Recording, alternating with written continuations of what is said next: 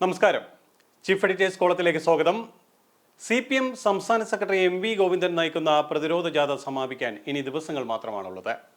ജാഥ തലസ്ഥാനത്തേക്ക് എത്തുമ്പോൾ CPM ആകെ പ്രതിരോധത്തിലാണ്. ഓരോ ദിവസവും വിവാദങ്ങൾക്ക് മറുപടി പറഞ്ഞാണ് ജാഥ ക്യാപ്റ്റൻ തലസ്ഥാനത്തേക്ക് എത്തുന്നത്. നിയമസഭയിൽ പിണറായി വിജയൻ മൗനിയായി മാറുമ്പോൾ MV ഗോവിന്ദൻ കത്തിക്കയറുന്നു. ജാഥ പരിശോധിച്ചാൽ മനസ്സിലാകുന്ന പ്രധാനപ്പെട്ട മറ്റൊരു കാര്യം, രാജ്യത്ത് തന്നെ ഏക CPM മുഖ്യമന്ത്രിയും പാർട്ടിയുടെ സമുന്നത നേതാവുമായ പിണറായി വിജയന് ജാഥ എന്തെങ്കിലും പ്രാധാന്യം നൽകുന്നുണ്ടോ എന്നാണ്.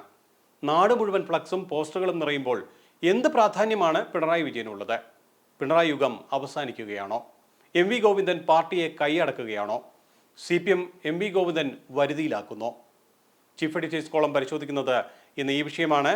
കളം പിടിച്ചോ ഗോവിന്ദൻ?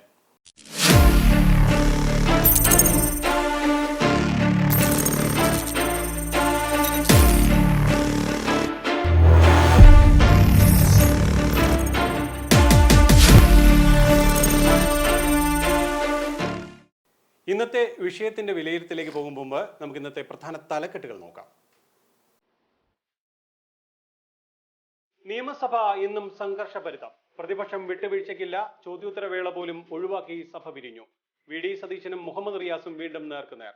മന്ത്രിമാർ പ്രതിപക്ഷ നേതാവിന്റെ വാലാട്ടികളല്ലെന്ന് റിയാസിന്റെ നട്ടല് വാഴനാരാണോ എന്ന് പരിശോധിച്ചാൽ മനസ്സിലാകുമെന്ന് VD സതീശൻ. സഭാ സംഘർഷവുമായി ബന്ധപ്പെട്ട് KK രമയടക്കം 12 MLA-മാർക്കെതിരെ ഗുരുതര വകുപ്പ്. വാച്ച് ആൻഡ് വാർഡിനെതിരെ ദുർബല വകുപ്പും. MV ഗോവിന്ദന്റെ നഷ്ടപരിഹാര നോട്ടീസിൽ മാപ്പ് പറയണമെങ്കിൽ ഒരിക്കൽ കൂടി ജനിക്കണമെന്ന് സ്വപ്ന സുരേഷ്. വക്കീൽ നോട്ടീസ് ലഭിക്കുമ്പോൾ മറുപടി പറയും. എല്ലാ ജില്ലയിലും പരാതി കൊടുത്താലും പേടിക്കില്ല. MV ഗോവിന്ദൻ കേസ് കൊടുത്തതുപോലെ എന്തുകൊണ്ട് പിണറായി കേസ് കൊടുക്കുന്നില്ലെന്ന് K സുധാകരൻ. MV ഗോവിന്ദന്റെ മടിയിൽ കനമില്ലെന്നും സുധാകരന്റെ പരിഹാസം. MV ഗോവിന്ദൻ നയിക്കുന്ന CPM പ്രതിരോധ ജാഥ സമാപിക്കാൻ ദിവസങ്ങൾ മാത്രം. ജാഥയിൽ അപ്രസക്തനായി പിണറായി വിജയൻ. പലയിടത്തെയും പോസ്റ്ററിൽ പിണറായി വിജയനില്ല. CPM-ൽ MV ഗോവിന്ദൻ കളം പിടിക്കുന്നു. കേരളത്തിൽ ആദ്യ സന്ദർശനത്തിനെത്തിയ രാഷ്ട്രപതി ദ്രൗപദി മുർമുവിന് ഉജ്ജ്വല സ്വീകരണം.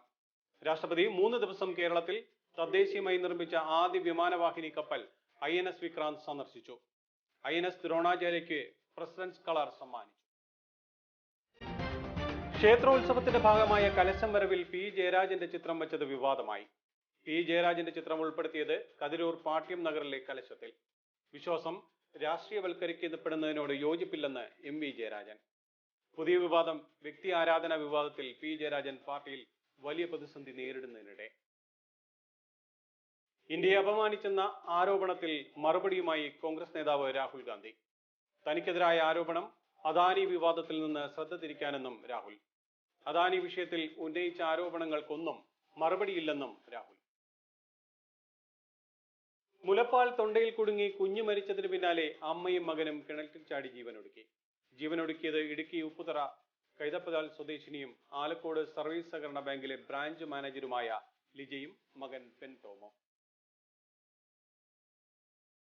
ബ്രഹ്മപുരം വിഷയത്തിൽ കൊച്ചി കോർപ്പറേഷൻ ഓഫീസിൽ UDF ഉപരോധം. പ്രവർത്തകരും പോലീസും തമ്മിൽ ഉന്തും തള്ളും. ബ്രഹ്മപുരം തീപിടുത്തവും അഴിമതിയും CBI അന്വേഷിക്കണമെന്നും മേയർ രാജിവെക്കണമെന്നും UDF. ചീഫ് എഡിറ്റേഴ്സ് കോളം വിശദമായ ചർച്ചയിലേക്ക് കടക്കുകയാണ്. കളം പിടിച്ചോ ഗോവിന്ദൻ എന്നുള്ളതാണ് ഇന്ന് നമ്മൾ ചർച്ച ചെയ്യുന്ന പ്രധാനപ്പെട്ട വിഷയം.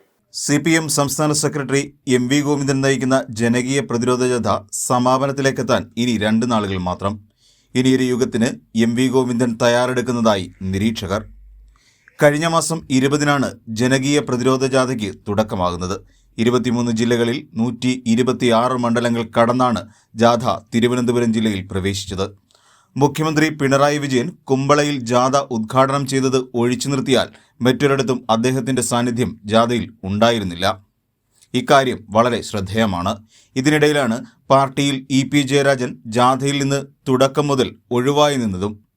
കോടിയേരിയുടെ നിര്യാണത്തോടെ സംസ്ഥാന സെക്രട്ടറി പദം പ്രതീക്ഷിച്ചു നിന്ന EP ജയരാജന്റെ പ്രതീക്ഷകൾക്ക് MV ഗോവിന്ദന്റെ സ്ഥാനാരോഹണം അക്ഷരാർത്ഥത്തിൽ മങ്ങലേൽപ്പിച്ചു എന്ന് തന്നെ പറയാം. തുടർന്നുള്ള EP-യുടെ പ്രതികരണങ്ങളിൽ നിന്ന് അത് വ്യക്തമാകുന്നതാണ്. ഇക്കഴിഞ്ഞ ദിവസങ്ങളിൽ സംസ്ഥാനം നിരവധി പ്രതിസന്ധികളെ നേരിടുകയുണ്ടായി. അതേസമയം ഇത്തരം വിഷയങ്ങളിലെല്ലാം മുഖ്യമന്ത്രി മൗനം അവലംബിക്കുകയായിരുന്നു. എല്ലാ വിഷയത്തിലും പ്രതികരണം നടത്തിയത് MV ഗോവിന്ദൻ എന്ന പാർട്ടി സെക്രട്ടറി ആയിരുന്നു. സർക്കാർ പ്രതികരിക്കേണ്ട വിഷയങ്ങളിൽ പോലും പ്രതികരിച്ചത് എം.വി. ഗോവിന്ദൻ തന്നെയായിരുന്നു. മുഖ്യമന്ത്രി പിണറായി വിജയൻ അപ്പുറത്തേക്ക് വളരുന്ന പാർട്ടി സെക്രട്ടറിയെയാണ് എം.വി. ഗോവിന്ദനിലൂടെ രാഷ്ട്രീയ കേരളം കണ്ടത്. ജാഥ അവസാനിക്കാനിരിക്കെ ഒരു പോസ്റ്ററിലോ ഫ്ലെക്സ് ബോർഡുകളിലോ മുഖ്യമന്ത്രി പിണറായി വിജയൻ എന്ന നേതാവിൻ്റെ ചിത്രം കാണാൻ കഴിയില്ല. ഉള്ളവയിലാകട്ടെ തീരെ ചെറിയ ഒരു മൂലയിലേക്ക് ഒതുക്കുകയും ചെയ്തു. ചരിത്രം രചിച്ചുകൊണ്ട് ഇടതുപക്ഷ സർക്കാർ തുടർഭരണം പിടിച്ചപ്പോൾ ഒരു ജനനേതാവിൻ്റെ സ്ഥാനമാണ് കേരളീയർ പിണറായി വിജയന് നൽകിയത്. എന്നാൽ പൊതുജനത്തിൻ്റെ എല്ലാ വിശ്വാസവും നശിപ്പിക്കുന്ന തരത്തിലാണ് പിന്നീടുള്ള സർക്കാർ നടപടികൾ ഓരോന്നും. ഇതിനിടയിൽ സർക്കാർ 2 വർഷം പിന്നിടുമ്പോൾ ഒരു ശക്തിയായി വളരാൻ എം.വി. ഗോവിന്ദന് കഴിഞ്ഞു. തിരുവനന്തപുരത്ത് 18-ന് ജാഥ അവസാനിക്കുമ്പോൾ ഒരു രാഷ്ട്രീയ മാറ്റത്തിന് വഴിയൊരുങ്ങുന്നു എന്ന് തന്നെ കരുതാം. News desk Yoganathan news. ഇന്നിപ്പോൾ എന്നോടൊപ്പം ചേരുന്നു ശ്രീ R.C. രാജീവ്, ഒപ്പം തന്നെ ശ്രീനാഥ്. രണ്ടുപേർക്കും സ്വാഗതം. നമസ്കാരം. ചോദ്യം തന്നെ കളം പിടിച്ചോ ഗോവിന്ദൻ എന്നുള്ളതാണ്. നമുക്കറിയാം, എം.വി. ഗോവിന്ദൻ കാസർഗോഡ് നിന്ന് തുടങ്ങിയ പ്രതിരോധ ജാഥ, പേര് തന്നെ പ്രതിരോധ ജാഥ എന്നുള്ളതാണ്. ആ പ്രതിരോധ ജാഥ ഇപ്പോൾ തലസ്ഥാനത്തേക്ക് എത്തിക്കൊണ്ടിരിക്കുകയാണ്, അതിൻ്റെ സമാപന ഘട്ടത്തിലേക്ക് എത്തിക്കൊണ്ടിരിക്കുന്നു. അപ്പോൾ ആ പേര് സൂചിപ്പിച്ചതുപോലെ തന്നെ പ്രതിരോധ ജാഥ ആരെ പ്രതിരോധിക്കാനാണ് എന്നുള്ളതാണ് പ്രധാനമായി വരുന്നൊരു ചോദ്യം. ഈ ജാഥയുടെ ഈ വരവ് പരിശോധിക്കുമ്പോൾ നമുക്ക് ആ തുടക്കം മുതൽ, കാസർഗോഡ് നിന്ന് തുടങ്ങുന്നത് മുതൽ ഇപ്പോൾ തിരുവനന്തപുരത്തേക്ക് എത്തുമ്പോൾ തന്നെ എം.വി. ഗോവിന്ദന് മറുപടി പറയാൻ ഈ ദിവസം സമയമുണ്ടായിരുന്നുള്ളൂ. ഓരോ വിവാദ വിഷയങ്ങൾ ഇങ്ങനെ വന്നുകൊണ്ടിരിക്കുകയാണ്. നമ്മുടെ ആ വിഷയത്തിലേക്ക് വരുന്നതിന് മുമ്പ് ഞാനൊരു പ്രധാനപ്പെട്ട ഒരു കാര്യത്തിലേക്ക് താങ്കളുടെ ശ്രദ്ധ കൊണ്ടുവരികയാണ്. ഒന്ന്, ഈ ജാഥയുടെ ഉദ്ദേശം എന്തായിരുന്നു എന്ന് നേരത്തെ തന്നെ CPM വ്യക്തമാക്കിയതാണ്.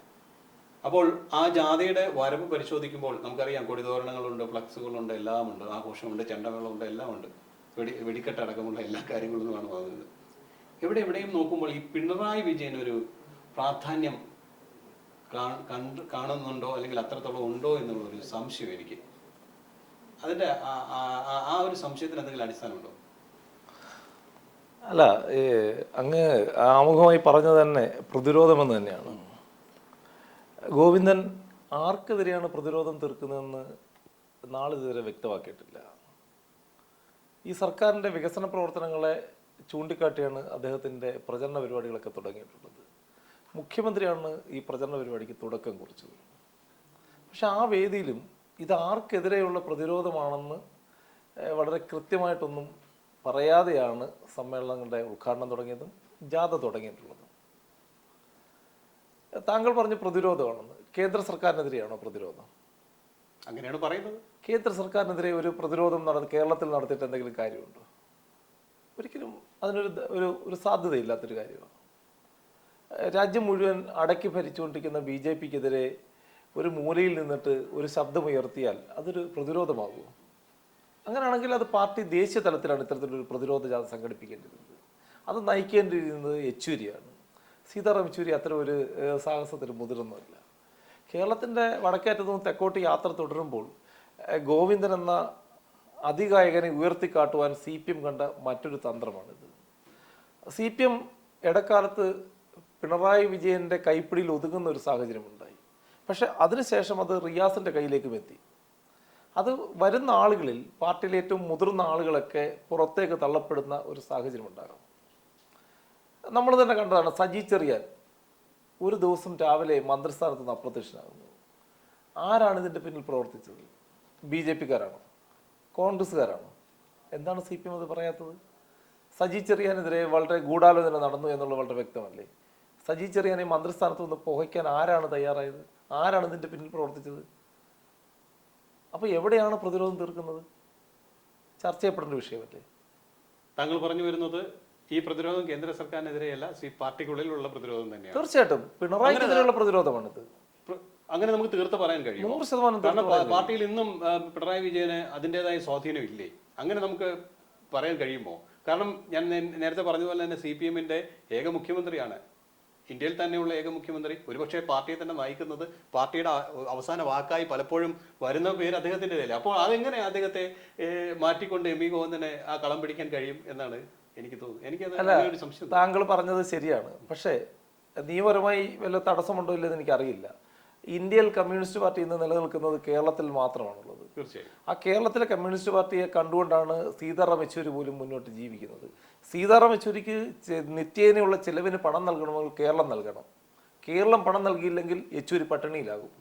ആ സാഹചര്യത്തിൽ ഇതിന് വഴിയൊരുക്കിയ ശക്തമായൊരു തിരിച്ചുവരവ് കേരളത്തിൽ നടത്തിയ EMS പോലും നടക്കാത്ത, VS അച്യുതാനന്ദന് നടക്കാത്ത ഒരു തുടർഭരണം സൃഷ്ടിക്കാൻ കഴിയാതിരുന്ന കാലഘട്ടത്തിലാണ് പിണറായി വിജയൻ ഒരു തുടർഭരണം സൃഷ്ടിച്ച് CPM ശക്തിപ്പെടുത്തിയത്. എന്തെല്ലാം ആരോപണങ്ങൾ വന്നു.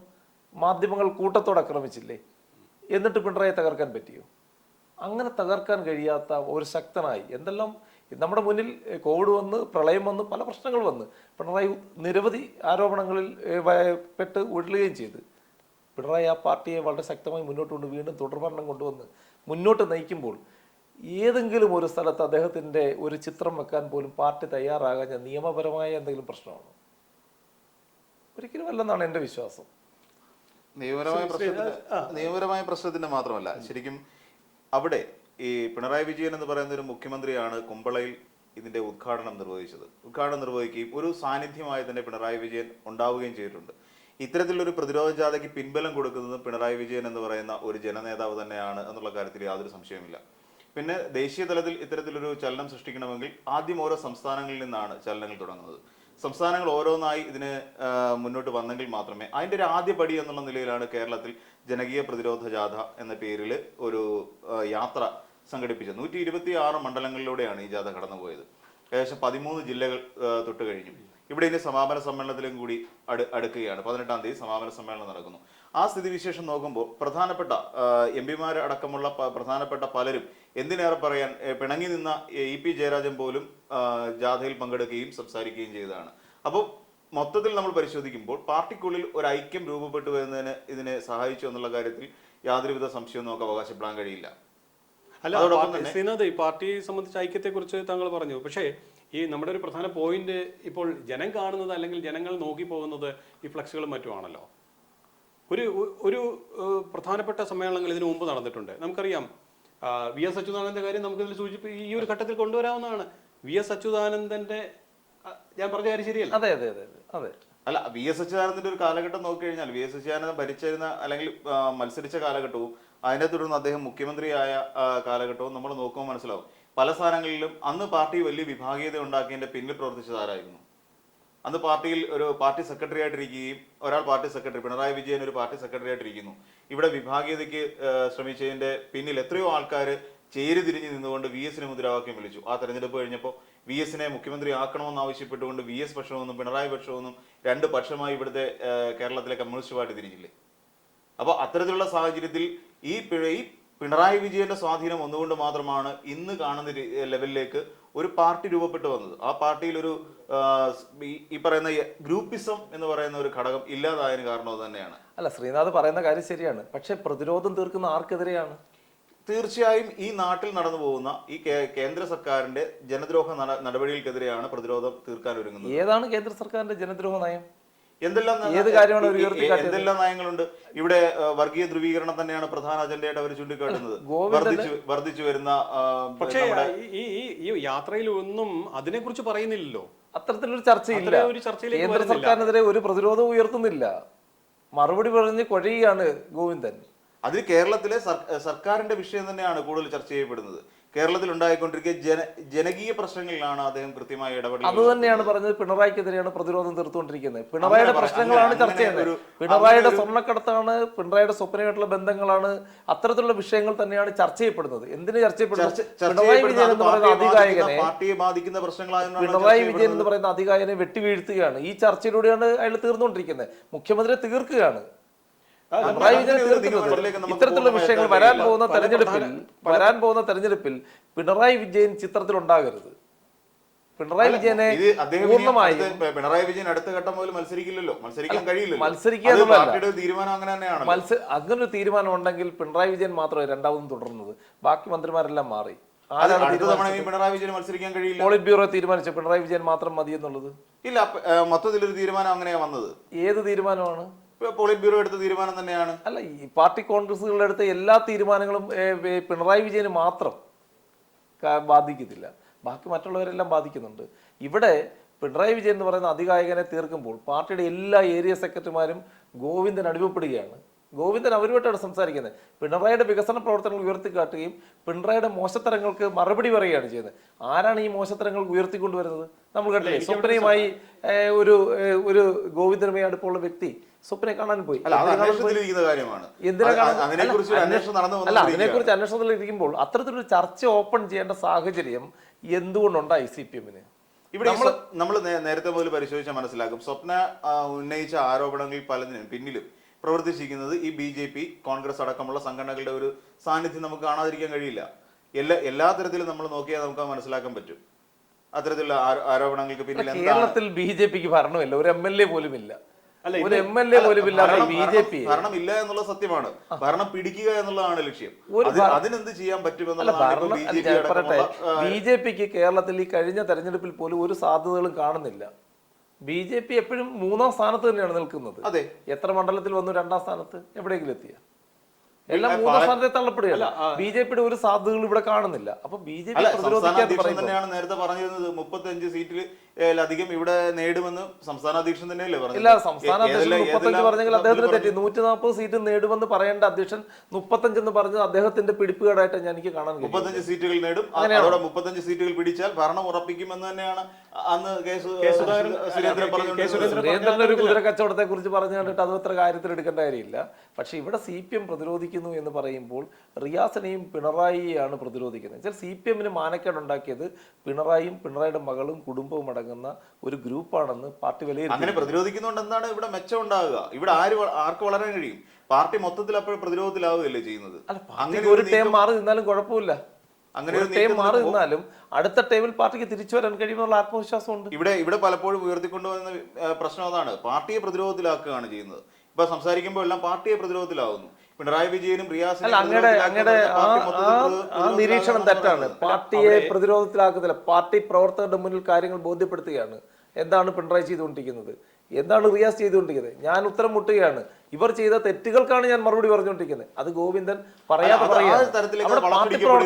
പാർട്ടി പ്രവർത്തകർ ഒന്നടങ്കം എത്തുക. അവിടെ ഒരു ഉത്തരവാദിത്തപ്പെട്ട ഒരു പാർട്ടി സെക്രട്ടറി എന്നുള്ള നിലയിൽ ഇതിനെല്ലാം മറുപടി പറയാൻ ഒരു പാർട്ടി സെക്രട്ടറി ബാധ്യസ്ഥനാണ്. അത് ഇതിന് മുൻപുണ്ടായിരുന്ന പിണറായി വിജയനോ ചെയ്തിട്ടുണ്ട്. അങ്ങ് CPM-ന്റെ ഭാഗത്ത് മാത്രം സംസാരിക്കുമ്പോൾ പാർട്ടി സെക്രട്ടറി നയിക്കുന്നു എന്നുള്ള കാര്യം സംശയമൊന്നുമില്ല. പക്ഷെ പാർട്ടി സെക്രട്ടറിക്കൊപ്പം ഈ ജാഥയിൽ പങ്കെടുക്കുന്നവരുടെ പട്ടിക ഒന്ന് പരിശോധിക്കണം. ആ പട്ടികയിൽ പങ്കെടുക്കുന്നവർ ഏത് തരത്തിൽ പാർട്ടിയുടെ എല്ലാ നേതാക്കളും ഞാൻ ബഹുമാനത്തോടെ തന്നെ കാണുകയാണ്, ആരും മോശക്കാരല്ല. പക്ഷേ സീനിയോറിറ്റി വളരെ പ്രധാനപ്പെട്ട ഒരു ഘടകം തന്നെയാണ്.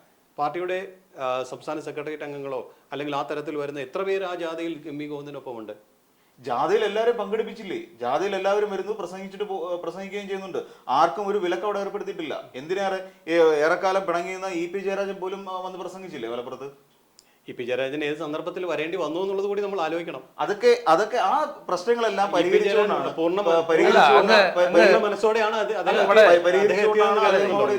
ശരിക്കും ഇപ്പൊ നമ്മുടെ ചീഫ് എഡിറ്റർ പറഞ്ഞതുപോലെ ഇതിനകത്ത് പാർട്ടിക്ക് 16 സെക്രട്ടേറിയറ്റ് മെമ്പർമാരുണ്ട്, മുതിർന്ന സെക്രട്ടേറിയറ്റ് മെമ്പർമാരുണ്ട്, അനുഭവ സമ്പത്തുള്ളവരുണ്ട്. എവിടെയാണ് അവര്? അവരെല്ലാരും പങ്കെടുപ്പിച്ചു കഴിഞ്ഞല്ലോ. ഇത്തരത്തിലുള്ള ഇത് നേരെ തിരിച്ച് BJP ആണ് കേരളത്തിൽ നടത്തുന്നെങ്കിൽ CPM ഉന്നയിക്കുന്ന വിവാദപരമായ പരാമർശങ്ങൾ എന്തൊക്കെയായിരിക്കും? പാർട്ടിയിൽ വിഭാഗീയതയുണ്ട്, അവരെ മാറ്റി നിർത്തിയിരിക്കുന്നു പറയും. പാർട്ടിയിൽ വിഭാഗീയതയുണ്ട്, ഉറപ്പാ. പിണറായിക്ക് ഒപ്പമുള്ളവരെ ഗോവിന്ദൻ മാറ്റി നിർത്തിയിരിക്കുന്നു. ഗോവിന്ദൻ പുതിയൊരു ടീമിനെ ഡെവലപ്പ് ചെയ്തു. അതിന് പുതിയ വിഭാഗീയത ഉണ്ട് എന്ന് വരുത്തി തീർക്കാനുള്ള ശ്രമങ്ങൾ മാത്രമാണ്. അല്ലല്ല, CPM-ൽ വിഭാഗീയത ഉണ്ടെന്നുള്ളത് 100% ഉറപ്പാണ്. പിണറായി യുഗം അവസാനിപ്പിക്കുമെന്ന് ഇൻട്രോയിൽ ആമുഖമായി പറഞ്ഞതുപോലെ തന്നെ പിണറായി യുഗം അവസാനിച്ചിരിക്കുന്നു എന്ന് നമുക്ക് പറയാം. തിരുവനന്തപുരം നഗരം തന്നെ ഇപ്പൊ കാണുന്ന കാഴ്ച എന്താണ്? സീതാറാം യെച്ചൂരിയുടെ ചിത്രങ്ങളുണ്ട്. എന്നാൽ ഈ പാർട്ടിക്ക് ചെല്ലും ചെലവും കൊടുക്കുന്ന പിണറായി വിജയനെ എന്തുകൊണ്ട് ഇവർ ഒരു ചിത്രത്തിൽ പോലും ഒരു ബോർഡിൽ പോലും ഉൾപ്പെടുത്താൻ തയ്യാറാവില്ല? അവിടെയാണ് ഞാൻ പറഞ്ഞു വന്നത്, VS അച്യുതാനന്ദനെ വെട്ടിനിരത്തിയതുപോലെ വീണ്ടും ഒരു വെട്ടിനിരത്തലിന്റെ സാഹചര്യമാണോ എന്നുള്ളൊരു സംശയമാണ് ഞാൻ ശ്രീനാഥിന് മുന്നിൽ. അല്ല, ഇനിയും നമുക്ക് വേറൊരു തരത്തിൽ കൂടെ ചിന്തിക്കാം. പിണറായി വിജയൻ കേരള രാഷ്ട്രീയത്തിൽ ഇനിയും സാധ്യതയില്ല, എനിക്കിനി കേരള രാഷ്ട്രീയം മതിയായി എന്നുള്ളൊരു ചിന്താഗതിയാണെങ്കിൽ അതിനെ നമുക്ക് തടയിടാൻ പറ്റൂ. അല്ല, അങ്ങ് പറയുന്നത് പിണറായി വിജയന് മതിയായിട്ടില്ല, CPM-ന് മതിയായി. CPM-ന് മതിയായി. പിണറായി വിജയൻ എന്ന് പറയുന്ന അധികായകന് CPM-ന് മതിയായി എന്നുള്ളതിന്റെ തെളിവാണ് ഈ കാണുന്നത്. CPM പൂർണ്ണമായും പിണറായി വിജയനെ ഒഴിവാക്കിയിരിക്കുന്നു. MV ഗോവിന്ദൻ എന്ന് പറയുന്ന ഒരു നേതാവ് കഴിഞ്ഞ ഒരു തെരഞ്ഞെടുപ്പോട് കൂടിയാണ് ജനങ്ങൾ തിരിച്ചറിയാൻ തുടങ്ങിയത്. MV ഗോവിന്ദൻ അതിന് മുമ്പ് പാർട്ടിയിൽ ഉണ്ടെങ്കിൽ പോലും MV ഗോവിന്ദൻ എന്ന് പറയുന്ന ഒരു നേതാവ് എന്നുള്ളതിൽ അംഗീകരിക്കപ്പെടുന്ന ഈ കഴിഞ്ഞ തെരഞ്ഞെടുപ്പോട് കൂടിയാണ്. അദ്ദേഹം മന്ത്രിയാവുന്നു, അതിനുശേഷം പാർട്ടി സംസ്ഥാന സെക്രട്ടറി ആവുന്നു. പക്ഷേ അതിന് മുൻപുള്ള എം വി ഗോവിന്ദനോ അതിനുശേഷമുള്ള എം വി ഗോവിന്ദൻ രണ്ട് തന്നെയാണ്. അതേ പാർട്ടി ജില്ലാ കമ്മിറ്റിയിലും ഒക്കെ ഉണ്ടായിരുന്ന ഒരാളാണ്, ജില്ലാ കമ്മിറ്റി സെക്രട്ടറി ആയിട്ട് വരെ ഇരുന്ന ഒരു മനുഷ്യനാണ്. പക്ഷേ ഇവിടെ പിണറായി വിജയൻ എന്ന് പറയുന്ന ഒരു നേതാവിനെ ഒരിക്കൽ പോലും തകർക്കാൻ അത്രത്തോളം ശക്തനായ ഒരു നേതാവായി എം വി ഗോവിന്ദൻ മാറിയിട്ടില്ല. അത് പൊതുജനങ്ങൾക്ക് അറിയാവുന്ന തലസ്ഥാനത്ത് എത്തുമ്പോൾ അത് മനസ്സിലാകുമെന്നുള്ള ഒരു സൂചനകൾ വന്നു തുടങ്ങിയിട്ടുണ്ട് പാർട്ടികളിൽ നിന്ന് തന്നെ. അല്ല, അങ്ങയുടെ നിരീക്ഷണം തെറ്റാണ്. എം വി ഗോവിന്ദൻ അധികാരികനാണെന്ന് ജാഥ പുറപ്പെട്ട ദിവസം തന്നെ വ്യക്തമായി കഴിഞ്ഞു. വളരെ കൃത്യതയോടുകൂടിയാണ് ഇതിൻ്റെ പ്ലാനിങ്. വളരെ അടുക്കും ചിട്ടയായിട്ട് തന്നെ കൊണ്ടുപോകുന്നത്. അവിടെ എല്ലാം പിണറായിയുടെ വിശ്വസ്തരെല്ലാം ഒഴിവാക്കപ്പെടുകയാണ്. ഇപ്പൊ CS സുജാത, VS അച്യുതാനന്ദന്റെ വിശ്വസ്തരാണ്. ബിജു പിണറായി വിജയന്റെ ഭക്തനല്ല. അതിലുള്ള ആളുകളെ പരിശോധിക്കും. സുജാത എക്കാലവും VS വേണ്ടി മാത്രം പാർട്ടിയിലെ ഒരു പാർട്ടിയിലെ 5ാം നിരയിലുള്ള ആൾക്കാരെയാണ് ഈ ടീമിൽ ഉൾപ്പെടുത്തിയത്. CPM-ന്റെ ചരിത്രത്തിൽ അങ്ങനെ സാധനമില്ല. ചരിത്രത്തിൽ എപ്പോഴും സീനിയറായ നേതാക്കന്മാരെ ഉൾപ്പെടുത്തിക്കൊണ്ടാണ് ജാഥ നയിക്കുന്നത്. അതാണ് ഞാൻ പറഞ്ഞു വന്നത്, ഇതിലുണ്ടായിരിക്കുന്ന ജാഥാംഗങ്ങളുടെ ഒന്ന് പരിശോധിക്കണമെന്ന്. കാരണം ഇത്തരം വലിയൊരു ജാഥ, പ്രത്യേകിച്ചും കേന്ദ്രത്തിനെതിരെ പ്രതിരോധ ജാഥ നടത്തുന്നു എന്ന തരത്തിൽ വന്ന ആ ജാഥയിൽ അണിനിരക്കുന്ന ക്യാപ്റ്റനൊപ്പം അണിനിരക്കുന്ന ജാഥ അംഗങ്ങൾ ആരൊക്കെയാണ് എന്നുള്ളത് നമ്മൾ നോക്കണം. CPM-ൽ ഇത്രയധികം പ്രധാനപ്പെട്ട നേതാക്കൾ ഇല്ലായിരുന്നു. എന്തുകൊണ്ട് ജയരാജൻ, MP ജയരാജൻ, P ജയരാജൻ അടക്കമുള്ള പ്രധാനപ്പെട്ട EP ജയരാജൻ നേരത്തെ തന്നെ തുറന്നു പറഞ്ഞാണ് അദ്ദേഹത്തിന്റെ ആരോഗ്യ പ്രശ്നങ്ങൾ കാരണം പല പരിപാടികളിൽ നിന്നും തിരുവനന്തപുരത്ത് നടന്ന പരിപാടിയിൽ പോലും പങ്കെടുക്കാൻ അദ്ദേഹത്തിന് കഴിഞ്ഞില്ല എന്നുള്ള കാര്യം അദ്ദേഹം വ്യക്തമാക്കി കഴിഞ്ഞാണ്. അല്ല, അത് കറക്റ്റ്. പക്ഷേ തോമസ് ഐസക്കിനെ പോലെ MA ബേബി പോലുള്ള അധികായകന്മാർ നിൽക്കുമ്പോൾ എന്താണ് അവരെ ഒഴിവാക്കിയത്? എന്തിനാണ് അവരെ ഒഴിവാക്കിയത്? നമ്മളൊന്ന് ഓർത്ത് നോക്കി. ഗോവിന്ദൻ പറയുകയാണ്, ഞാൻ ഈ സർക്കാരിൻ്റെ വികസന പ്രവർത്തനങ്ങൾ വ്യക്തമാക്കിക്കൊണ്ട് അത് കൂടുതൽ ആളുകളിൽ എത്തിക്കാൻ വേണ്ടിയിട്ടാണ് ഈ ജാഥ എന്ന് പറയുന്നത്. പക്ഷെ അദ്ദേഹം യാത്ര ചെയ്യുന്ന വാഹനത്തിൽ ഒരു സ്ഥലത്ത് പോലും പിണറായി വിജയൻ എന്ന് പറയുന്ന മുഖ്യമന്ത്രിയുടെ ഒരു ചിത്രമില്ല. സർക്കാരിന്റെ വികസന പ്രവർത്തനങ്ങൾ ഉയർത്തിക്കാട്ടുന്നതെങ്കിൽ പിണറായി വിജയനെ ചൂണ്ടിക്കാട്ടണ്ടേ? അല്ല, തിരുവനന്തപുരത്ത് നടക്കുന്ന സമ്മേളനത്തിന്റെ പോസ്റ്ററുകളെല്ലാം പുറത്തു വന്നു. തിരുവനന്തപുരത്ത് നടത്തുന്ന സമ്മേളനമല്ല, പാർട്ടി തീരുമാനിച്ച് തയ്യാറാക്കിയ വാഹനം ഡിസൈൻ ചെയ്തതിൽ പോലും പിണറായി വിജയൻ ഇല്ല. നമ്മളതിനെ മൊത്തത്തിൽ പരിശോധിക്കുക. അങ്ങ് CPM-ന്റെ ഭാഗത്ത് നിന്ന് സംസാരിക്കുമ്പം CPM-ന്റെ ഭാഗത്ത് തീർച്ചയായിട്ടും അങ്ങ് CPM-ന്റെ ഭാഗത്ത് നിന്നാണ് സംസാരിക്കുന്നത്. CPM-ന്റെ ഇപ്പോഴുള്ള തീരുമാനങ്ങളെ അല്ല നിലപാടുകളെ കുറിച്ച് അങ്ങ് സ്റ്റഡി ചെയ്യാതെയാണ് സംസാരിക്കുന്നത്. CPM എന്താണ് തീരുമാനിച്ചിരിക്കുന്നത്, എന്താണ് ചെയ്തുകൊണ്ടിരിക്കുന്നത്? ഇതിനിടയിൽ ഞാനൊരു രണ്ടുപേരോട് എൻ്റെ ഒരു സംശയം, എന്തുകൊണ്ടാണ് ഇപ്പോൾ ഈ റിയാസ് ഒന്ന് വാദോരാതെ സംസാരിക്കുന്നു, വിമർശനങ്ങൾ കൂടുതലായി ഉന്നയിക്കുന്നു? അത് ഇതുമായി ഒന്ന് കൂട്ടി വായിക്കണമെന്ന് എനിക്ക് തോന്നുന്നു. തീർച്ചയായിട്ടും 100%. അത് അങ്ങനെ തന്നെ വായിക്കേണ്ട കാര്യമാണ്. അങ്ങനെ തന്നെ വായിക്കേണ്ട കാര്യം. ഈ സഭയിൽ ഇത്രയധികം പ്രതിഷേധം ഉണ്ടാകുമ്പോൾ പിണറായി വിജയൻ മൗനിയായി തുടരുന്നു. ആ മൗനം വഞ്ചിക്കുന്നത് റിയാസാണ്. റിയാസ് അവിടെ ആഞ്ഞടിക്കുന്നു. അത്തരമൊരു സംഭവം കൂടി ഈ സമയത്ത് ചേർത്ത് വായിക്കേണ്ട ഒരു കാര്യമല്ലേ എന്ന് എനിക്കൊരു സംശയം. റിയാസ് ബുദ്ധിമാനാ. സ്വന്തം അമ്മായപ്പനെ കുറിച്ച് ചർച്ച ചെയ്യുന്നില്ല എന്ന് അദ്ദേഹത്തിന് മനസ്സിലായപ്പോൾ അത് ചർച്ച ചെയ്യാനുള്ള വഴികൾ കണ്ടെത്തുക. പറയാൻ പറ്റുമോ? തീർച്ചയായിട്ടും പിണറായി വിജയനെ എങ്ങും ചർച്ച ചെയ്യുന്നില്ല. പിണറായി വിജയൻ സഭയിൽ പോലും മരിച്ചിരിക്കുന്ന അവസ്ഥ. എവിടെയാണ് ചർച്ച ചെയ്യുന്നത്? എല്ലാവരും ഗോവിന്ദൻ.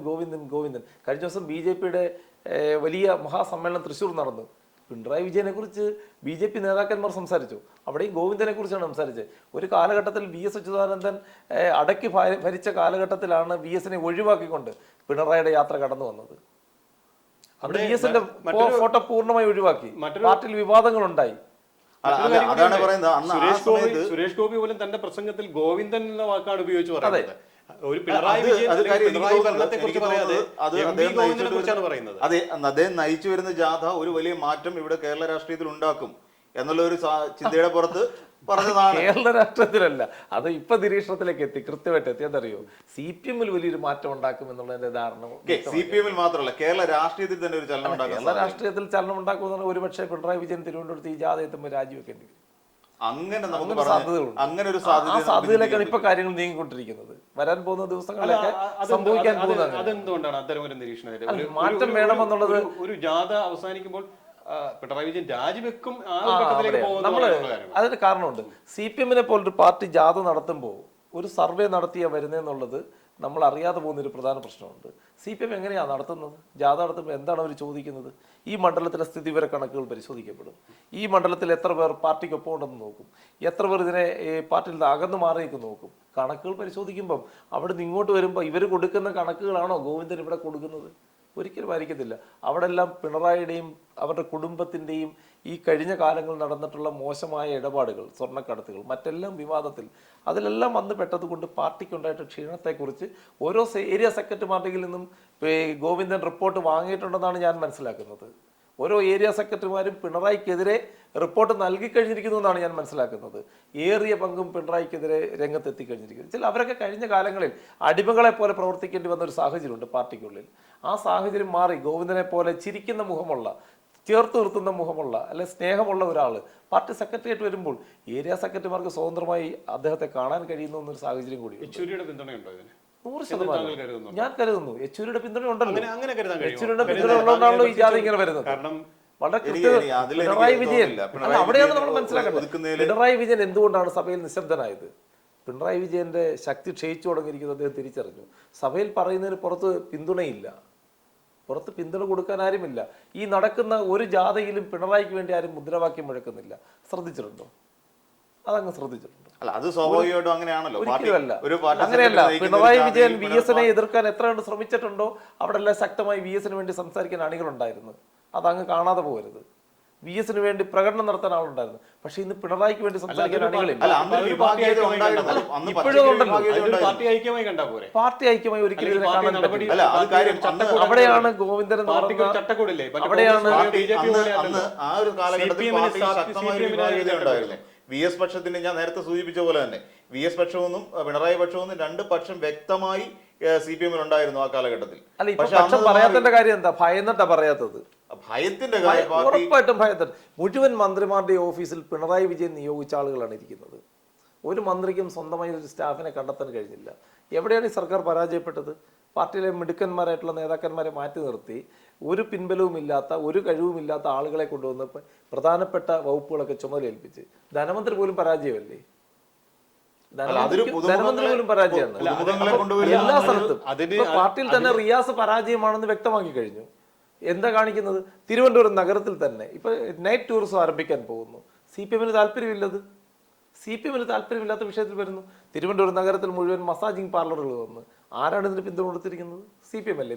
CPM ആണെന്ന് പറയാൻ പറ്റുമോ? കാലത്തിനൊത്ത് മാറുകയല്ല. അപ്പൊ പാർട്ടി തകരുന്നു എന്ന് പാർട്ടിക്ക് മനസ്സിലായി. അപ്പൊ പാർട്ടിയിലുള്ള നേതാക്കന്മാർ ഒന്നടങ്കം തന്നെ പാർട്ടിക്കകത്ത് ചർച്ച തീരുമാനിച്ച ഈ ജാഥ പാർട്ടി തകരുന്നു എന്നുള്ളൊരു ആസ്പെക്റ്റിലൂടെ നമുക്ക് കാണാൻ പറ്റും. തീർച്ചയായിട്ടും പാർട്ടിക്ക് ശക്തിയില്ല.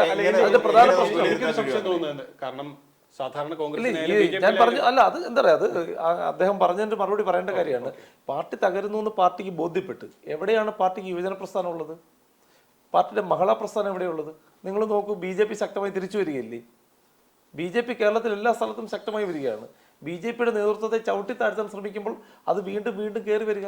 കോൺഗ്രസ് ശക്തമായി കയറി വരിക. അല്ല, ഈ പറയുന്ന വിഭാഗീയത BJPയിലും ഉണ്ടല്ലോ. അല്ല, BJPയിലും ഉണ്ട്, കോൺഗ്രസിലും ഉണ്ട് വിഭാഗീയത. ഒരുപക്ഷെ ഇപ്പൊ ഏറ്റവും വിഭാഗീയത കുറഞ്ഞത് കോൺഗ്രസിലാണ്.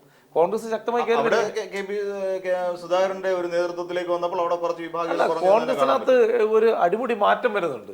പക്ഷെ അവര് നല്ല അടുക്കും ചിട്ടയോടുകൂടി കാര്യങ്ങൾ നീക്കുന്നു. അനാവശ്യമായ പ്രസ്താവനകളില്ല. നേതാക്കന്മാരെല്ലാം ഒരേ രീതിയിൽ ആൻസർ പറയുന്നു, ചോദ്യങ്ങൾക്കെല്ലാം ആൻസർ പറയുന്നു. അവരുടെ പ്രസ്താവനകളെല്ലാം പാർട്ടി സംസ്ഥാന കമ്മിറ്റി ഓഫീസിൽ നിന്ന് വരുന്ന രീതിയിൽ തന്നെയാണ് സംസാരിച്ചു പോകുന്നത്. പക്ഷെ CPM അതാണ് അവസ്ഥ. ആരാണ് സംസാരിക്കുന്നത്? മന്ത്രിമാർക്ക് സംസാരിക്കാൻ പറ്റുന്നുണ്ടോ? പാർട്ടി സെക്രട്ടറിന്റെ കാര്യങ്ങൾ വിശദമാക്കുന്നുണ്ടല്ലോ. പാർട്ടി സെക്രട്ടറിന്റെ കാര്യങ്ങൾ വിശദമാക്കുന്നില്ല. അല്ല, ആരെയാണ് ഇവർ ഭയക്കുന്നത്? മന്ത്രിമാരെല്ലാം ഒരു മാധ്യമത്തിന് ഒരു മന്ത്രി ഇന്റർവ്യൂ കൊടുക്കാൻ തയ്യാറാകുന്നുണ്ടോ? അല്ല, നേരത്തെ താങ്കൾ പറഞ്ഞല്ലോ BJPയുടെ കാര്യം പറഞ്ഞു. ഞാൻ ഇതൊന്നും കൂട്ടി വായിക്കുക. BJPയിൽ വളർന്നു വരുന്നു എന്ന് പറഞ്ഞു. കഴിഞ്ഞ ദിവസം തന്നെ തൃശ്ശൂരിൽ അമിത്ഷാ പങ്കെടുത്തൊരു പരിപാടിയിൽ ഒരുപക്ഷെ സുരേഷ് ഗോപി ആ വേദിയിലേക്ക് കയറി വരുമ്പോൾ പല നേതാക്കളും അവരുടെ മുഖഭാവം വേറെ തരത്തിലായിരുന്നു എന്നുള്ള തരത്തിലുള്ള വിമർശനങ്ങൾ വരുന്നുണ്ട്. സുരേഷ് ഗോപിയോടുള്ള അല്ലെങ്കിൽ എന്തെങ്കിലും അഭിപ്രായ വ്യത്യാസമായിരിക്കാം.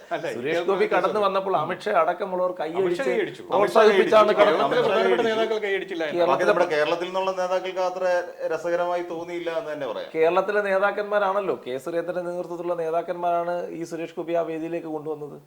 പക്ഷെ അവർക്ക് BJPയുടെ സംസ്ഥാന നേതൃത്വം തീരുമാനിച്ചില്ലെങ്കിൽ സുരേഷ് ഗോപിക്ക് അവിടെ വേദി കിട്ടുമോ? പക്ഷെ എന്തുകൊണ്ടാണ്? പാർട്ടി നേരത്തെ തീരുമാനിച്ചിരിക്കുന്നു, BJP തീരുമാനിച്ചിരിക്കുന്നു പ്രചരണം കേരളത്തിൽ ശക്തിപ്പെടുത്താൻ. 20 മണ്ഡലങ്ങളിലും സജീവമാകാൻ തീരുമാനിച്ചു. അതിന്റെ തുടക്കം കുറിച്ചത് തൃശ്ശൂരാണ്. തൃശ്ശൂർ എടുക്കുമെന്ന് സുരേഷ് ഗോപി നേരത്തെ പ്രഖ്യാപിച്ചു. എടുക്കാൻ വേണ്ടി തന്നെ അത് എന്താ ആ മഹാസമ്മേളനം മറ്റ് പാർട്ടിക്കാരെ അക്ഷരാർത്ഥത്തിൽ അവർ ഭയന്നു. CPM ഭയന്നു. CPM എന്താ ഇതുവരെ അത് പൊതുവിൽ എല്ലായിടും ഉണ്ടാവുന്നതാണ്. ഒരു ഓളം ഉണ്ടായി കഴിയുമ്പോഴത്തേക്കും മറ്റു പാർട്ടിക്കാർക്കും അത്തരത്തിലേക്ക് ഒരു ഈ ഓളമാണല്ലോ. പ്രശ്നം അല്ല, എല്ലാം അത് ഉണ്ടാവുന്നതാണ്. ഇത് CPM-ന്റെ നയമാണ് ഈ പറയുന്നത്. മറ്റുള്ളവരുടെ എല്ലാ പ്രവർത്തനങ്ങളെ പുച്ഛത്തോടെ കാണുകയും CPM-ന്റെ പ്രവർത്തനങ്ങളെ മികവുറ്റതാണെന്ന് പറയുകയും ചെയ്യുന്നത് CPM-ന്റെ ഒരു നയമാണത്. അങ്ങനെ മാധ്യമ പ്രവർത്തനത്തിലും അത് ഉണ്ടാകാം. അങ്ങനെയല്ല, പത്രപ്രവർത്തകരുടെ ഇടയിൽ എല്ലാ 24 നിന്ന് വന്ന സുജയ പാർവതി ഒരു BMS-ന്റെ യോഗത്തിൽ പങ്കെടുത്തത് കൊണ്ട് അവരെ പുറത്താക്കാൻ തീരുമാനിച്ചു. CPM-ന്റെ ഭാഗമായി നിന്ന നികേഷ് കുമാർ മത്സരിച്ച ആളാ, CPM കൈയടിച്ച് പാസ്സാക്കിയില്ലേ. ബ്രിട്ടാസ് മത്സരിച്ചില്ലേ. ഇപ്പൊ ശരത് എന്ന് പറയുന്ന ആൾ CPM-ന്റെ ആളല്ലേ. അവരൊക്കെ പരസ്യമായി പാർട്ടിയുടെ പരിപാടിയിൽ പങ്കെടുക്കത്തില്ലേ. ശ്രീകണ്ഠൻ നായർക്ക് CPM-ന്റെ വേദിയിൽ പങ്കെടുക്കാം, പ്രശ്നമില്ല. മാതൃഭൂമിയുടെ പത്രാധിപരടക്കമുള്ളവരെല്ലാം CPM വേദിയിൽ പങ്കെടുക്കുന്നു, ചർച്ചയ്ക്ക് പങ്കെടുക്കുന്നു, ഒരു പ്രശ്നവുമില്ല. സുജയ പാർവതി പങ്കെടുത്തപ്പോൾ മാത്രം അതൊരു പ്രശ്നമായി. അപ്പൊ CPM ചെയ്യുന്നതെല്ലാം ശരിയും BJP ചെയ്യുന്നതെല്ലാം തെറ്റും എന്ന് കാണുന്ന അങ്ങയുടെ നയം അതാണ് തിരുത്തേണ്ടത്. ആ നയം ആ ഒരു നയമല്ല പറഞ്ഞത്. എല്ലാ രാഷ്ട്രീയ കക്ഷികളും അവരുടെ ശക്തി പ്രകടനങ്ങൾ നടത്തുന്നത് സ്വാഭാവികമാണ്. പിന്നീട് അവസാനമാണ് ജനങ്ങൾ ആര് വേണമെന്ന് ജനങ്ങളാണ് തീരുമാനിക്കുന്നത്. ജനങ്ങൾ തീരുമാനിക്കുന്നതുകൊണ്ടാണ് ജയിക്കുന്നത്. ശക്തി പ്രകടനം നടത്തുമ്പം അതിന് ആളുണ്ടെങ്കിലല്ലേ ശക്തി പ്രകടനം നടത്തും. ഇതിനു മുൻപ് കോൺഗ്രസ് പാർട്ടി നടത്തിയിട്ടുണ്ട്. ഇതിനു മുമ്പ് കുമ്മനം രാജശേഖരന്റെ നേതൃത്വത്തിൽ ഇവിടെ ജാഥ നടത്തിയിട്ടുണ്ട്. അപ്പൊ ഇത്തരത്തിലുള്ള ജാഥകൾ കഴിഞ്ഞ തവണ ഇതെല്ലാം വലിയ ജനപങ്കാളിത്തത്തോടു കൂടി തന്നെയാണ് നടത്തിയത്. അപ്പൊ ഗോവിന്ദനാണോ അടുത്ത മുഖ്യമന്ത്രി സ്ഥാനാർത്ഥി എന്ന് പറയുന്നില്ല. അപ്പൊ അങ്ങനെയാണെങ്കിൽ പാർട്ടിക്ക് കൃത്യമായ ഒരു തീരുമാനങ്ങളുണ്ട്, ചർച്ചകളുണ്ട്. പാർട്ടിയുടെ ആ നയങ്ങളോട് ചേർന്ന് നിന്നുകൊണ്ട് മാത്രമേ CPM-ന് പ്രവർത്തിക്കാൻ കഴിയൂ. അതില് മറ്റൊരു രാഷ്ട്രീയ കക്ഷിയെ കാണുന്ന പോലെ അങ്ങനെ കാണാൻ പറ്റത്തില്ല. പാർട്ടിയുടെ നയങ്ങളെല്ലാം തിരുത്തപ്പെടുകയാണ്. പാർട്ടിയുടെ മുഴുവൻ നയങ്ങളും തിരുത്തപ്പെടുകയാണ്. തൊഴിലാളി വർഗ പ്രസ്ഥാനത്തിന്റെ നേതാക്കന്മാരുടെ കുടുംബ സ്വത്ത് പരിശോധിച്ചാൽ, അവരുടെ മറ്റ് സാഹചര്യങ്ങൾ പരിശോധിച്ചാൽ ഇന്ന് ആ പ്രസ്ഥാനത്തോട് ഇവർക്ക് താല്പര്യമുണ്ടോ? എവിടെയാണ് ഇവർക്ക് ആ നയങ്ങൾ തിരുത്തപ്പെടേണ്ടി വന്നത്? എങ്ങോട്ടാണ് പാർട്ടി പോകുന്നത്? പാർട്ടിയുടെ ചിന്തകൾ എവിടേക്കാണ്?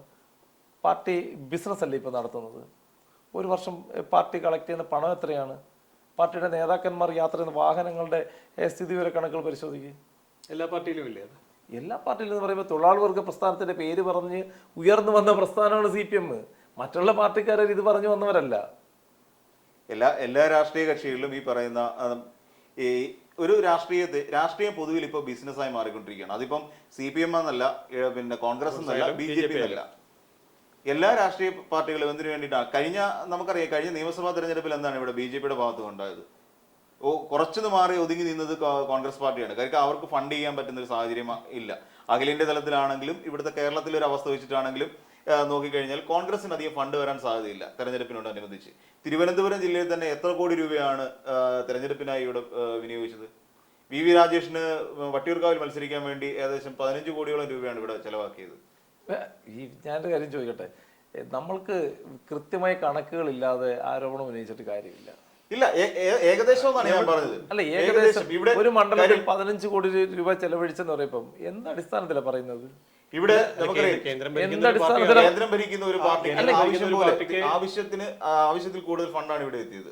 ഇവിടെ ഫണ്ട് എത്തി എന്ന് പറയുമ്പോൾ ഈ സംസ്ഥാനം തന്നെ ശക്തിപ്പെടണ്ടേ? ഈ ഫണ്ട് ഇവിടെ വിനിയോഗിക്കപ്പെട്ടെങ്കിൽ നമ്മുടെ കേരളത്തിലെ സാധാരണപ്പെട്ട ആളുകളുടെ നിലവാരം വർദ്ധിക്കണ്ടേ?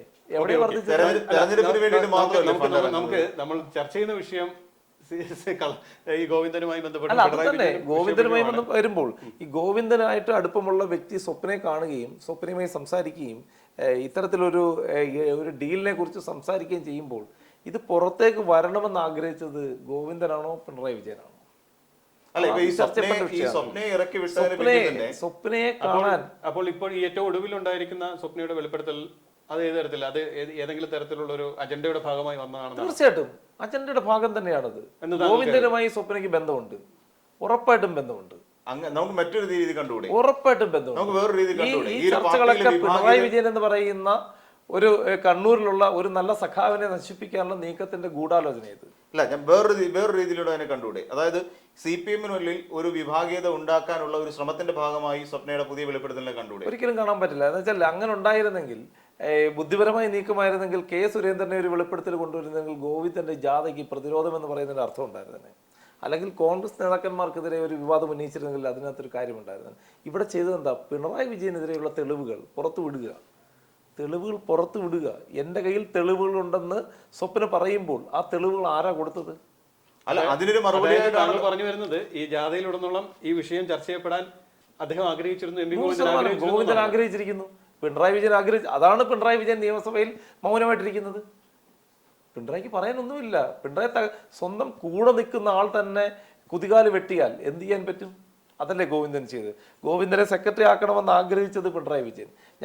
ഞാൻ ചിന്തിക്കുന്നത് വി എസ് അച്യുതാനന്ദൻ മലപ്പുറം സമ്മേളനത്തിലാണെന്നാണ് എൻ്റെ ഓർമ്മ പിണറായി വിജയനെ പാർട്ടി സെക്രട്ടറി ആക്കുന്നത്. വി എസ് അച്യുതാനന്ദൻ്റെ കടുംപിടുത്തമാണ് പിണറായിയെ പാർട്ടി സെക്രട്ടറി ആക്കണമെന്നുള്ളത്. എന്താ സംഭവിച്ചത്? ആ പിണറായി വിജയൻ എന്താ ചെയ്തത്? വി എസ് എന്ന് പറയുന്ന അധികായകനെതിരെ ഉടൻ തന്നെ രംഗത്ത് വന്നു വി എസിനെതിരെയുള്ള യുദ്ധമാണ് പ്രഖ്യാപിച്ചത്. പാർട്ടിക്കകത്ത് വി എസിനെതിരെ യുദ്ധം പ്രഖ്യാപിച്ചില്ലെങ്കിൽ പിണറായി വിജയന് നിലനിൽപ്പില്ല. പിണറായി വിജയന് വളരണമെങ്കിൽ വി എസ് ഇല്ലാതാകണം. ഇത് തന്നെയാണ് ഗോവിന്ദനും ചെയ്യുന്നത്. ഗോവിന്ദനെ ഇപ്പൊ കൊണ്ടുവരണമെന്ന് പിണറായി വിജയൻ ആഗ്രഹിച്ചു. കോടിയേരിക്ക് ശേഷം ആരെ എന്ന ചോദ്യത്തിൽ ഒറ്റ ഉത്തരവേ ഉള്ളത് പിണറായിക്ക്, അത് ഗോവിന്ദൻ, പിണറായിയുടെ വിശ്വസ്തൻ കൊണ്ടുവന്ന്. പക്ഷെ ഗോവിന്ദൻ തിരിച്ചറിഞ്ഞത് എന്താ? പിണറായി വിജയൻ ജീവിച്ചിരിക്കുന്നിടത്തോളം കാലം, ഈ പാർട്ടിയിൽ ശക്തനായി നിൽക്കുന്നിടത്തോളം കാലം താൻ പാർട്ടി സെക്രട്ടറി ആയിട്ടിരുന്നിട്ട് യാതൊരുവിധ കാര്യവുമില്ല. അപ്പോൾ വളരെ ബുദ്ധിപരമായി കണ്ണൂരുകാരനല്ലേ, എന്തായാലും ബുദ്ധിയുണ്ടാകും, തന്ത്രങ്ങളുണ്ടാകും. അത് മെനയാൻ അറിയാവുന്ന ആളാണ്. അതുകൊണ്ടാണ് പ്രതിരോധം എന്ന പേര് തന്നെ അദ്ദേഹം കണ്ടെത്തിയത്. ആർക്കെതിരെയാ? ബി ജെ പിക്ക് എതിരെയാണോ? ബി ജെ പി നരേന്ദ്രമോദിക്കെതിരെ എന്താ അദ്ദേഹം പറയുന്നത്? ഏതെങ്കിലും മാധ്യമങ്ങൾ അത് റിപ്പോർട്ട് ചെയ്തിട്ടുണ്ടോ? യോഗനാഥം റിപ്പോർട്ട് ചെയ്തിട്ടുണ്ടോ? അത് ഇല്ലല്ലോ. അല്ല, അത് എന്തായാലും നമുക്ക് ആ ചർച്ചയുടെ വിശദാംശങ്ങളിലേക്ക് വരുന്നതിന് മുമ്പ് ചെറിയൊരു ഇടവേളയിലേക്ക് പോകാം. ചെറിയൊരു ഇടവേളയ്ക്ക് ശേഷം നമുക്ക് വീണ്ടും ഈ ചർച്ചയിലേക്ക് തിരിച്ചെത്താം.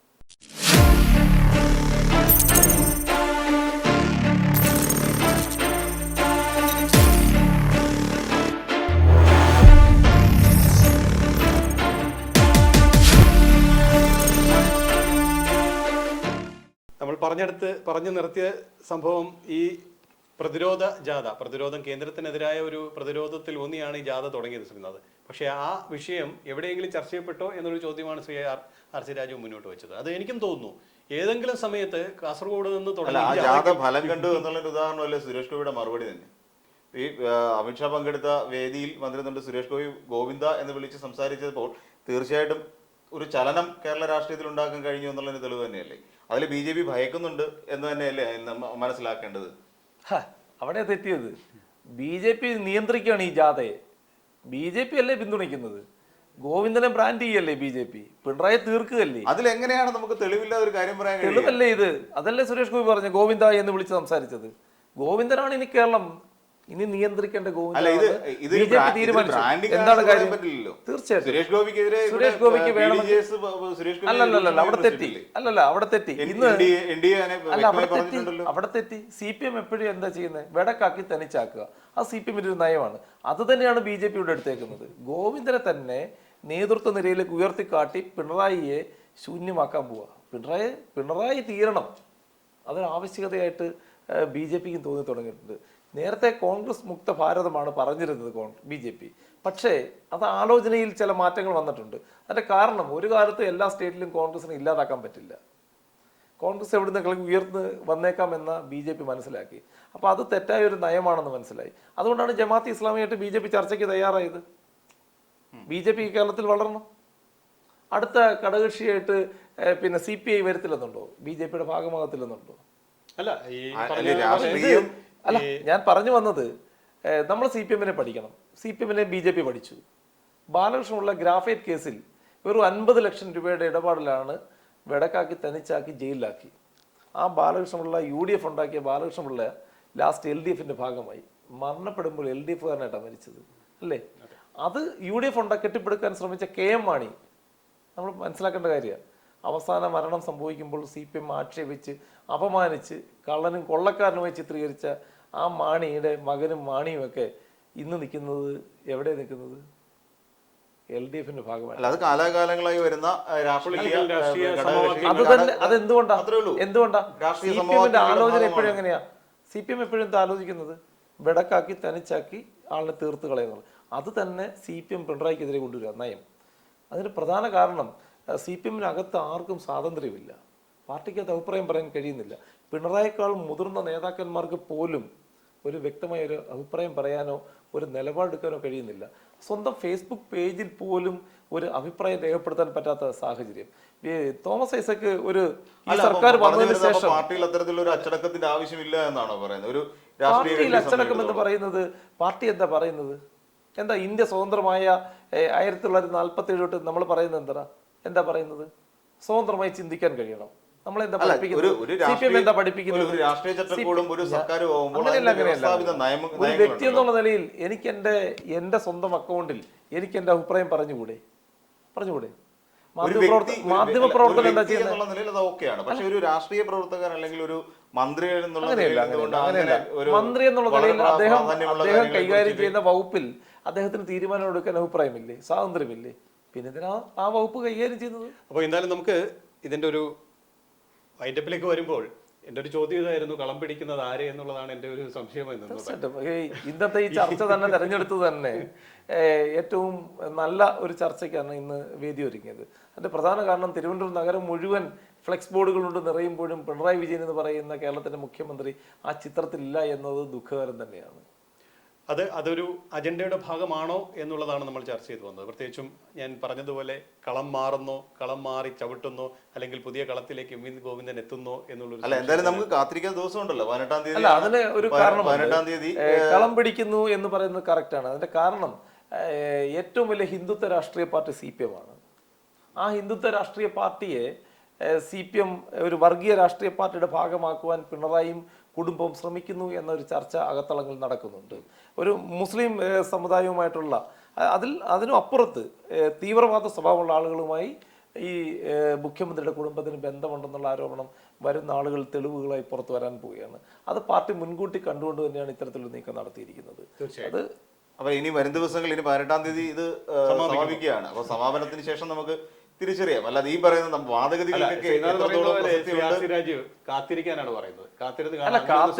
കാത്തിരിക്കുന്നതിന് മുമ്പ് തന്നെ യോഗത്തിലൂടെ ഇത്തരം ഒരു കാര്യം പുറത്തേക്ക് വരിക എന്ന് പറഞ്ഞാൽ, ഇത്തരത്തിലുള്ള ചർച്ച പുറത്തു കൊണ്ടുവരാന്ന് പറഞ്ഞാൽ സത്യം തെളിയാൻ പോകുന്നു എന്നും വരാൻ പോകുന്ന നാളുകൾ പിണറായി വിജയന്റെ അവസാന കാലഘട്ടത്തിലേക്ക് അടുക്കാൻ പോകുന്നതിന്റെ ഫ്ലെക്സുകളിൽ നിന്ന് ഒഴിവായതുപോലെ ഈ CPM രാഷ്ട്രീയത്തിൽ നിന്ന് ഒഴിവായി പോകുന്നു.